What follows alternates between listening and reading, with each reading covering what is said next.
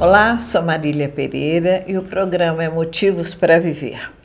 Como sempre, eu estou sempre na expectativa, na procura de pessoas interessantes, pessoas diferentes, pessoas que constroem, porque tem gente que vem de férias nessa vida, né?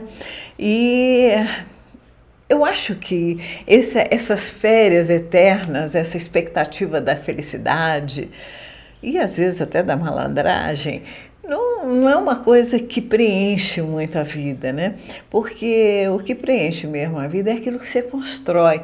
Por exemplo, uma pessoa, um artista plástico, onde que ele externiza toda a sua emoção, nas suas telas, na construção das suas esculturas.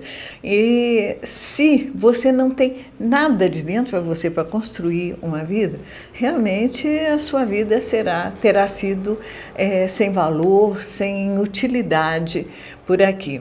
Tem gente que às vezes faz um monte de filho e deixa, e às vezes só para dar trabalho ainda para os outros. Mas é disso que nós vamos falar hoje, é de ética. Você sabe o que é ética? Vamos falar disso com Ana Luísa do Amaral Moraes. Ana Luísa do Amaral Moraes é psicóloga, mora em Jacareí, trabalha em São José dos Campos é psicóloga e veio aqui em Poços de Caldas especialmente para fazer uma palestra sobre ética que é proporcionada pela Faculdade Pitágoras, especialmente pela coordenação do curso de psicologia, comemorando o Dia do Psicólogo, que foi agora no dia 27.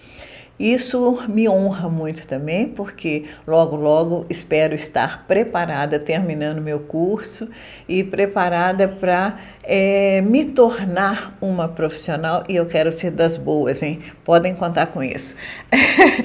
Ana, muito obrigada pela sua presença, por ter aceito o nosso convite.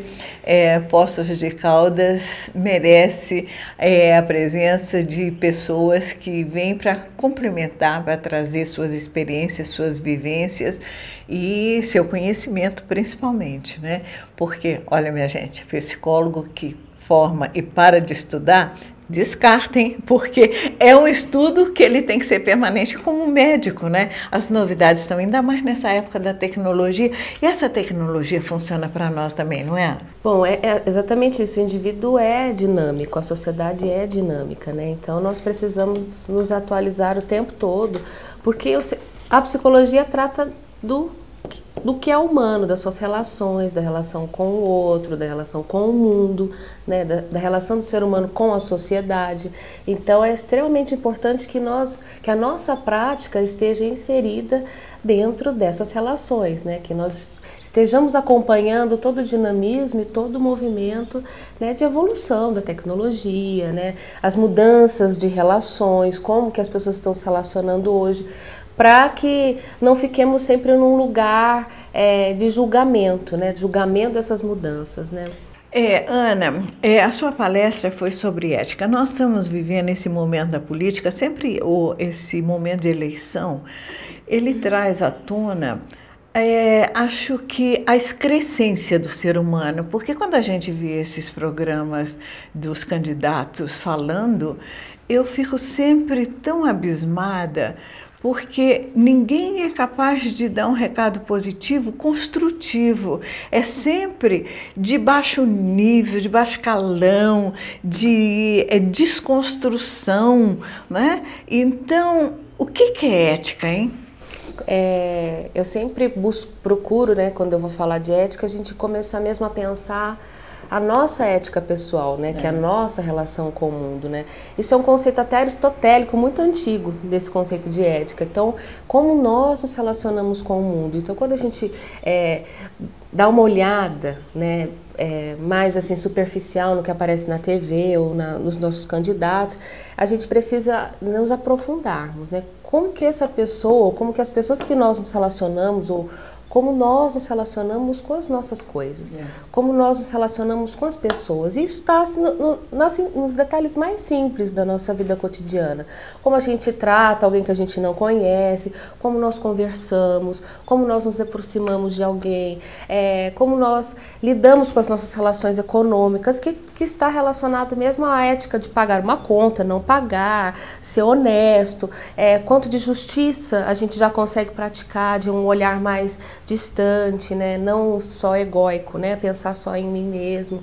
E isso é ética, né? Quando a gente começa a entender a forma como nós nos relacionamos com as pessoas, como a forma como nós cuidamos de nós, né? O que nós comemos? Nós cuidamos do nosso corpo, da nossa saúde, estamos atentos, né? Você sabe que, me desculpe eu cortá-la, mas ainda agora de manhã eu estava vendo um problema de uma garota de 11 anos, aqui no estado de São Paulo, uma cidade também menor, e, se não me engano, Piracicaba, sofrendo bullying na escola, mas aí mostra o tamanho da menina, que a menina tem problema de diabetes, disso, daquilo outro, mas aí vem a mãe, vem o pai reclamando do bullying, reclamando da escola, reclamando de tudo.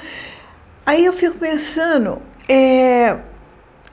você aborda um tema que normalmente nós não cuidamos da nossa saúde, depois nós reclamamos do médico. A expectativa da nossa cultura é que sempre o outro tem que consertar a nossa vida. Por isso que ontem eu fiz aquela pergunta, ela era bem direcionada, né? Eu vejo assim, colegas, eu no 6º período já a convivência ali há 3 anos, né? E pela minha idade, pela minha vivência, quando no primeiro ano você percebe uma certa infantilidade, são garotos mal saídos lá do ensino médio, então é natural que venham com uma certa, não é bem infantilidade, mas uma certa ingenuidade, né? Mas à medida que o tempo passa, eu percebo que as pessoas continuam sendo dependentes do que o outro pensa. É o que o pai pensa, o que o pastor pensa, o que, sei lá, quem o prefeito pensa. Aí tudo joga um colchão no rio, entope tudo, mas fala que o prefeito é culpado né? Então, isto é falta de ética. Isto né?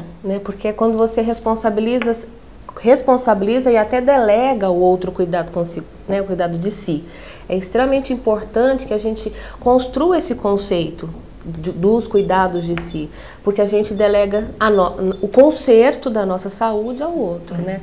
Então, quando a gente quando eu falei ontem, a gente precisa pensar no que compramos, o que colocamos na nossa geladeira, o que consumimos. A questão do consumo é extremamente importante. Como é que você se propõe a cuidar do outro, a receber uma pessoa, a falar, né, dos processos dela e relacionamentos dela com a vida, se a gente não para pensar, nós enquanto profissionais em formação, que é o que conversávamos ontem, né?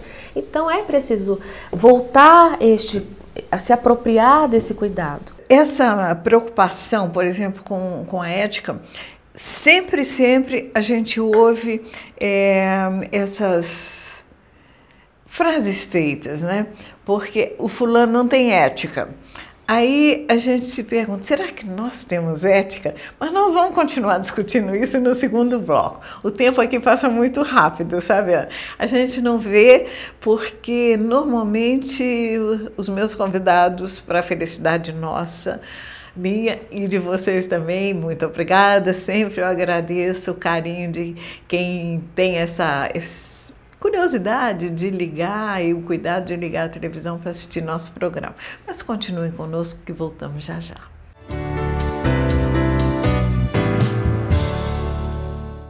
Pois é, hoje nós estamos falando de ética, nós estamos falando de amorosidade, nós estamos falando de politicamente correto, nós estamos falando de atitude.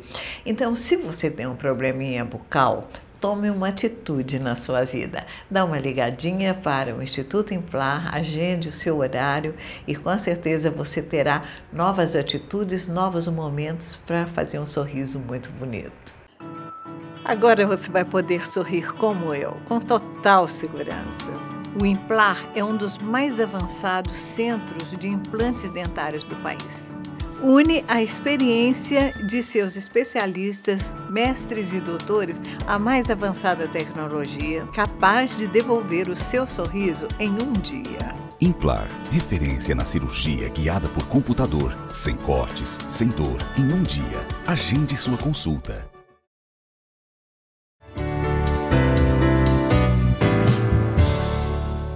Bem, estamos voltando agora no segundo bloco.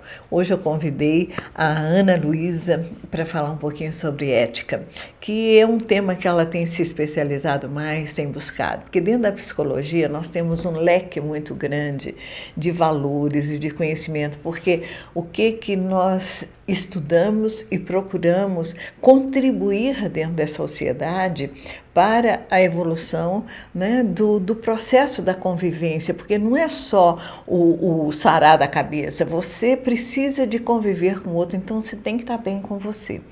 E nós não conseguimos aquela velha história, aquele que vive só ou é um deus ou é um louco, né? E deuses nós não somos, né? Não. Então, para a loucura nós estamos muito próximos. Só que essa loucura do ser humano, ela pode ser sadia, não é? Sim, claro que pode. É o reinventar-se, né? Eu acho que quando a gente sai às vezes de um processo de sofrimento, ou quando a gente está muito cristalizado, né? Repetindo, ontem eu falei das nossas ladainhas, das nossas reclamações repetidas, e a gente decide nos reinventarmos. Para o olhar do outro, a gente está beirando a loucura, né? Porque a gente muda o funcionamento da engrenagem, né? E é quando a gente tenta, pelo menos, que é extremamente legítimo e saudável, quando a gente tenta mudar mesmo os nossos processos de produção de subjetividade. Quem a gente é? A gente pode deixar de ser, né, o velho, a velha Ana, a velha Marília, e buscar novos devires, né, novos modos de funcionar. E tem inclusive aquela famosa frase que as pessoas gostam de repetir muito: eu nasci assim, não vou mudar, né? É a síndrome de Gabriela, né? Então, isso é um terror, viu, minha gente? Porque eu sou meio maluca, já vista que com 70 e tantos anos eu entrei para a faculdade. É uma maluquice? Eu em Poços de Caldas sou a mais velha apresentadora, não tem homem mais velho que eu, mas o homem, culturalmente, ele é respeitado enquanto velhice. A mulher normalmente é execrada, né? Mas eu nunca aceitei esse tipo de comportamento, então eu saio superando, e cada dia que eu acordo eu penso, o que eu vou reinventar no dia de hoje, né? Então, essa reinvenção de nós mesmos que supera essa possibilidade das doenças e outras coisas, não é? São os nossos motivos para viver, não são?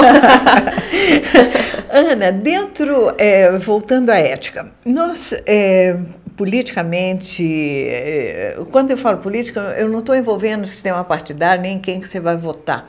É porque nós somos seres políticos sob o aspecto que nós temos que conviver dentro da sociedade.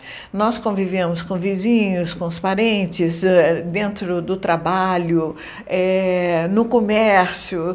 Tudo é uma forma política de conviver, não é? Sim.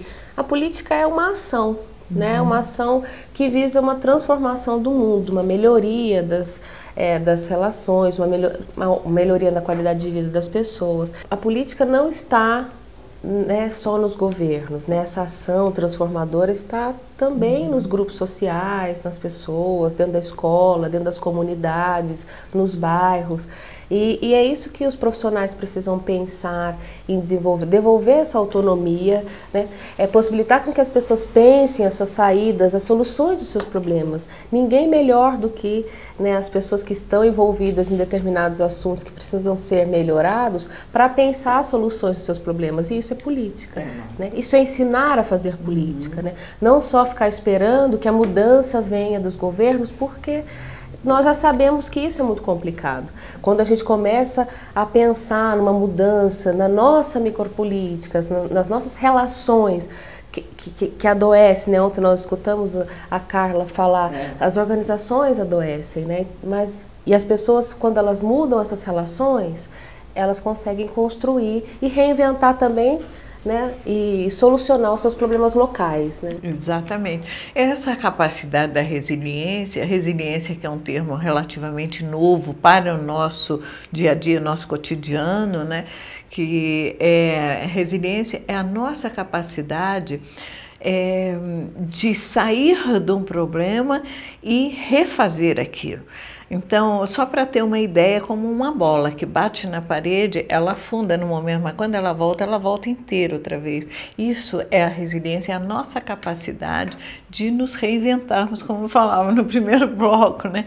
Então, todos nós temos essa capacidade, só que a maioria espera que o outro faça. Isto é ética, né? Isso é. A gente até vamos pensar na educação numa escola, né? Então, o que é? Essa é uma escola que a gente considere que não tenha uma qualidade dentro do ensino. Mas, assim, os grandes projetos educacionais, aqueles projetos mais libertários que a gente até acompanha na televisão, eles só se estruturaram daquela forma porque as relações entre pais, professores, diretores, comunidade, ela foi construída a partir de uma ética elaborada por eles. Há um cooperativismo, há uma colaboração, né? Porque a verba vem. Se a gente pensar na escola pública, por exemplo, a verba vem, a estrutura está pronta. Então as pessoas, o fazer, né, educação está na mão das pessoas, não só na mão dos professores, mas da família, da comunidade onde essa escola está inserida, né? E isso é extremamente importante, isso faz uma educação ser de qualidade. É muito comum também a gente ouvir hoje transferir tudo para a responsabilidade da escola, né? Tudo é culpa da educação. Só que a educação, o ensino é compromisso da escola, a educação é compromisso da família, né? Mas nós vamos falar um pouquinho mais disso no próximo bloco. Continue conosco, aproveitando e desfrutando a presença e a palavra da Ana Luísa. Até já!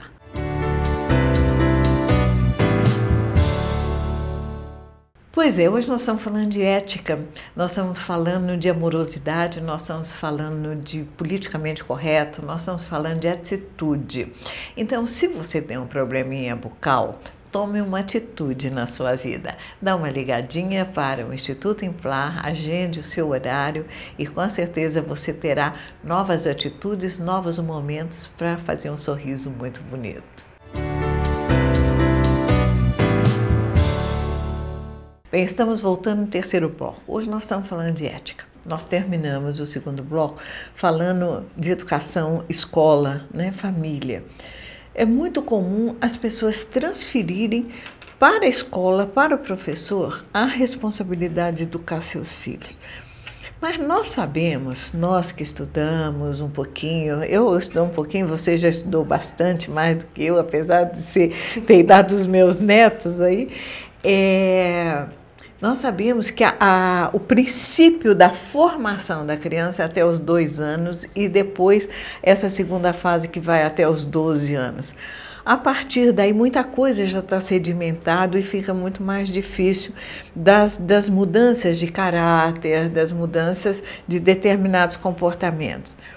Ora, este é um período em que o jovem, a criança, está muito mais dentro de casa. Ele saiu de dentro de casa. Então, essa semana eu vivi uma experiência que foi uma graça. Aqui na porta de casa, eu fui aqui no supermercado, voltando, vinha na minha frente 2 moças jovens, entre 20 e 20 e pouquinhos anos, e uma com uma criança no colo, o outro menininho, uns 4 anos andando. O menininho falou alguma coisa com a moça, e ela olhou para ele, eu atrás, ela olhou para ele, mas ela deu um sorriso tão lindo para ele, que ele deu um olhar lânguido, meigo, lindo.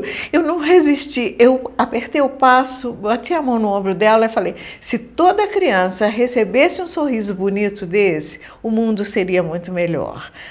Mas o que a gente vê, na maioria das vezes, é a imitação das novelas e dos outros programas, gritaria, agressividade, né? Eu fico vendo namorados numa relação de violência insuportável. Ora, isso não é a escola que forma. Pra gente, se a gente idealiza um futuro melhor, né, uma sociedade mais justa, mais solidária, nós temos que cultivar esses valores no nosso lar. É o berço mesmo dos valores, é a nossa casa. Então, muitos pais, quando os seus filhos chegam na adolescência, vêm buscar ajuda, porque não conseguem lidar com os filhos adolescentes, porque essa relação de violência ela fica muito gritante, né? E quando a gente vai fazer essa investigação da relação que foi construída ao longo dos anos, percebe-se que esse pai deixou de buscar o seu filho há muito tempo, né? Não conhece aquele adolescente que está ali, porque deixou de se relacionar com ele, né? Então, essa construção de confiança, essa construção de amor, ela é feita... esse tecido tem que ser feito com muito cuidado. E o tempo todo, né? Esse berço de valores é que vai garantir uma relação muito mais saudável quando os filhos chegam na adolescência, onde eles vão buscar autonomia, liberdade, eles vão buscar as identificações com o mundo.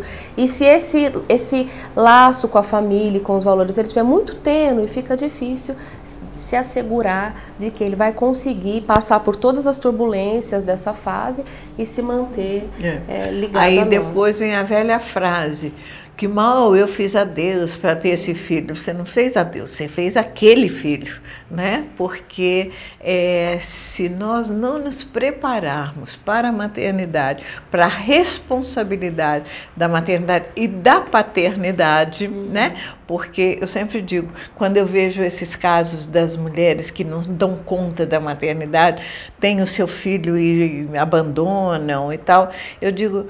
Mulher vai presa em algumas circunstâncias desse tipo, mas o homem, o companheiro, aquele parceiro que fez aquele filho deveria ficar pelo menos uma semana na mesma cela, os dois sozinhos para ter tempo de pensar e repensar o que fizeram da vida desse ser que eles puseram no mundo. Porque normalmente é muito fácil jogar toda a responsabilidade para cima da mulher também, né, Ana Luísa? Sim. E a sociedade faz muito isso, né? Faz o tempo todo, né? O tempo todo. Não existe transformação, não existe mudança, né, sem o afeto, né? Sem as nossas relações afetivas e amorosas com o outro. E até essa questão ética das relações, ela também permeia a forma como nós amamos, nós nos unimos, nós encontramos o outro. Quem que nós buscamos? Que tipo de relação a gente vai buscar e a gente repete, né? Se nossas relações são saudáveis, isso é a ética da vida, né? Então garante uma sanidade, garante o equilíbrio emocional quando a gente aprende a escolher melhor. Porque aí todas as outras decisões elas saem do nicho da impulsividade, né, onde a gente vai só vivendo, né, e aí a gente vai tendo que lidar com tudo que a gente põe no mundo. Isso é muito trabalhoso, muito doído, né, isso gera dor, né? E geralmente acaba gerando uma condição social tão improvável de ter uma vida sadia. Né? Porque esse adoecer social, que adoece a empresa, a instituição e adoece a sociedade também, por essa falta de orientação. Então, quando eu fico muito assustada que, às vezes, eu estou aqui estudando, trabalhando e tal, eu ligo nos programas mais lixentos que tem, é onde eu vou conhecer essa essência desse... universo que a televisão faz questão de mostrar, de viver e de exemplificar para a população, né? Então, ontem a Roberta ainda falava do problema da mídia, dessa coisa.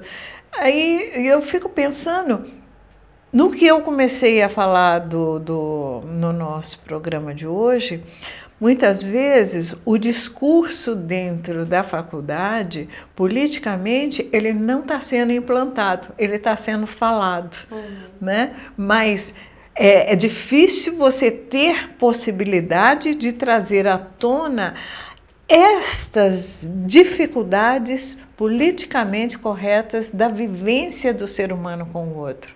né? As dificuldades do encontro das pessoas, a dificuldade do cuidar de si mesma, a dificuldade de pensar a sua própria vida, né? De pensar. Então, esse é o desafio esse nosso. é o desafio, né? Ajudar, eu acho que é cuidar para que na nossa prática, para que as pessoas possam parar e pensar como elas estão se relacionando com tudo. Né, com todas as coisas. E isso faz muita diferença quando a gente tem esse tempo para parar. Eu sempre falo com meus pacientes no consultório, aproveite que esses 50 minutos são, né, raros, porque quando é o momento que você organiza o seu pensamento, que você pensa como você está nas suas relações, porque depois a gente vai entrar no carro, vai trabalhar, vai cuidar do filho, vai ao supermercado e essas coisas só nos atravessam.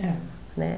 Então esse momento de reflexão, seja dentro de um consultório, num grupo de amigos, até quando a gente está buscando a nossa religiosidade ou espiritualidade, é preciso parar e fazer essa reflexão existencial, senão nós não vamos mudar. Sou eu que tenho que conhecer meus problemas, não é o outro que vai dizer para mim como resolvê-los. Senão a gente vai buscar as culpas, né? Onde estão, né, os culpados que nos deixaram numa situação vulnerável, frágil, de sofrimento, né?